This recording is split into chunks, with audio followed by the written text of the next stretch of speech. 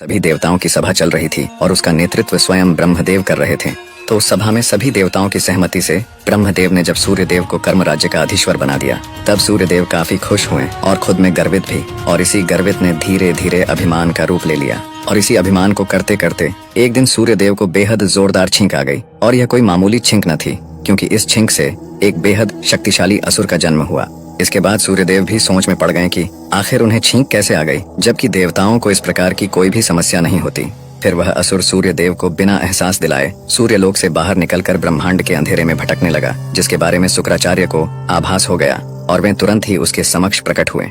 फिर शुक्राचार्य ने उसके स्वभाव के अनुसार उसे एक नई पहचान दी और उसका नाम रखा अहंतासुर। साथ ही उसे एक नया लक्ष्य भी दिया, जिसके दौरान अहंतासुर को सैकड़ों वर्षों तक श्री गणेश की तपस्या करनी थी, जिसके लिए अहंतासुर सहमत हो गया और उसे शुक्राचार्य ने सब कुछ समझाकर पृथ्वी के ही एक शांत वन में तपस्या के लिए भेज दिया।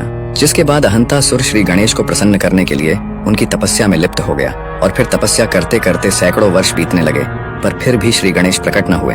जिसके बाद अपने गुफा में बैठे शुक्राचार्य काफी चिंतित होने लगे। जिसके बाद शुक्राचार्य ने महादेव का ध्यान किया और महादेव को सारी बात बताई। फिर महादेव ने शुक्राचार्य को सही समय आने तक प्रतीक्षा करने का सुझाव दिया। जिसके बाद शुक्राचार्य निश्चिंत हो गए और समय यूं ही बीतता गया। फिर सैकड़ों वर्ष की जगह लगभग 1000 वर्ष बीत गए, लेकिन अहंतासुर विचलित न हुआ और यूं ही तपस्या में लीन रहा। और आखिर में वो दिन आ ही गया जब श्री गणेश अहंतासुर से प्रसन्न होकर प्रकट हुए। जिसके बाद अहंतासुर ने शुक्राचार्य के कहे अनुसार श्री गणेश से बेहद शक्तिशाली वरदान मांग लिया, जिसमें उसने किसी भी देवता, गंधर्व, जानवर या मनुष्य से कभी भी पराजित न होने का वर मांग लिया और भी कई असीमित शक्तियां भी मांग ली। जिसके जवाब में श्री गणेश ने अहंतासुर को खुद श्री गणेश के सिवाय किसी और से न हारने का वर दे दिया और कहा तथास्तु। इतना कहकर श्री गणेश अंतर्धान हो गए। जिसके बाद अहंतासुर खुशी के मारे ठहाके लगाने लगा और फिर उसने अपने अर्जित वरदान को वहीं जांचना शुरू कर दिया, जिन्हें देख उसकी आंखें वहीं फटी की फटी रह गईं।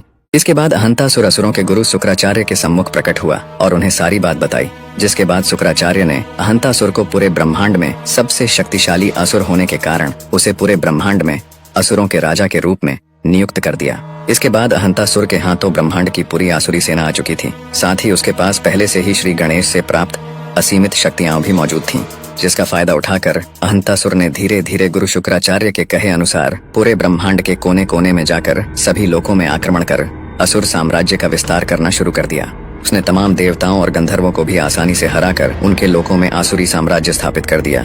ऐसे ही आसुरी साम्राज्य का विस्तार करते करते समय गुजरता गया और समय के अनुसार अहंतासुर और भी ज्यादा ताकतवर बनता गया। साथ ही उसका अभिमान भी बढ़ता गया और एक दिन उसने स्वर्ग लोक पे भी आक्रमण कर सभी देवताओं को एक साथ में परास्त कर दिया। जिसके बाद सभी देवता अहंतासुर के डर से स्वर्ग से भागने पर मजबूर हो गए और फिर अहंतासुर ने स्वर्ग लोक को भी अपने अधीन कर लिया।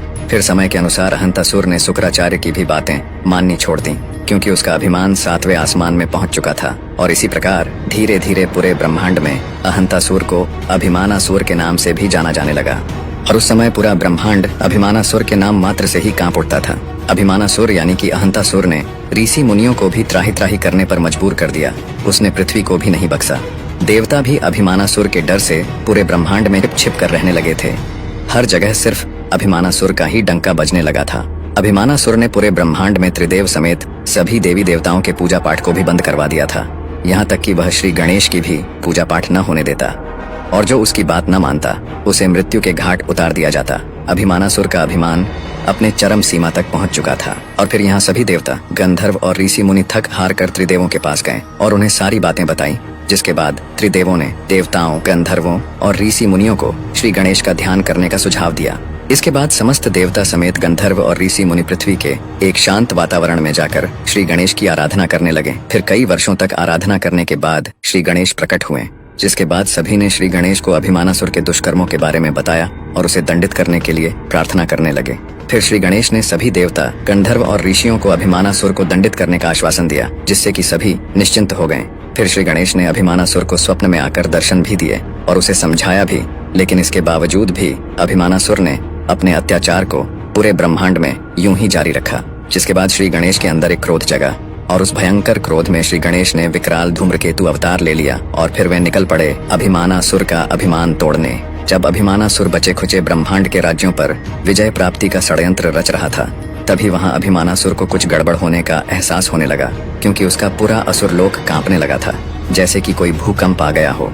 इसके बाद वहाँ धूम्रकेतु अवतार का आगमन हो गया, जिसे देख सभी असुर थड़ थड़ कांपने लगे और अभिमानासुर तो जैसे बौखला उठा।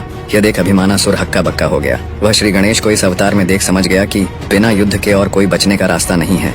फिर उसने अपनी पूरी सेना को धूम्रकेतु अवतार पे टूट पड़ने का आदेश दे दिया, जिसके बाद तो कई असुर डर के मारे वहाँ से पहले ही पलायन कर चुके थे और बाकी असुरों ने हिम्मत करके धूम्रकेतु अवतार पे प्रहार करने की कोशिश तो की, पर धूम्रकेतु अवतार के एक ही प्रहार से अभिमानासुर के सभी आसुरी सेना जल के खाक में तब्दील हो गई। इसके बाद अभिमानासुर बिल्कुल ही अकेला पड़ गया। फिर उसने श्री गणेश से ही प्राप्त शक्तियों का इस्तेमाल उन्हीं के अवतार धूम्रकेतु पे करना शुरू कर दिया, लेकिन इससे उनके ऊपर कोई असर न हुआ।